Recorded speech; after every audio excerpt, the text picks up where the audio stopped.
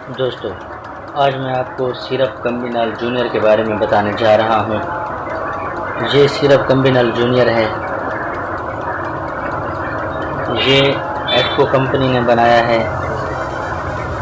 ये बच्चों के नज़ला ज़ुकाम, गले की खराश, बहती हुई नाक या बंद नाक जैसी अलामात को दूर करने के लिए इस्तेमाल की जाती है। इसका टेस्ट भी अच्छा है। पाइनएप्पल प्लस बनाना फ्लेवर में इसका टेस्ट है, ताकि बच्चे इसको शौक़ से पी सकें। ये सिर्फ 60 ml की बोतल में पाई जाती है, यानी 60 मिलीलीटर इसमें दवाई होती है। इसकी कीमत सिर्फ 36 रुपये है। ये बच्चों में अगर किसी बच्चे को नज़ला ज़ुकाम हो, खांसी हो, गले की खराश हो, उसकी नाक बहती हो, तो उसमें आप इसे इस्तेमाल कर सकते हैं।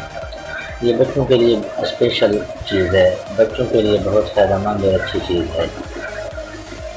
इसका खुराक और तरीका इस्तेमाल 2 से 5 साल तक के बच्चों के लिए 1 चाय का चमचा दिन में 3 मरतबा, 5 से 10 साल तक के बच्चों के लिए 1 से 2 चाय के चमचे दिन में 3 मरतबा,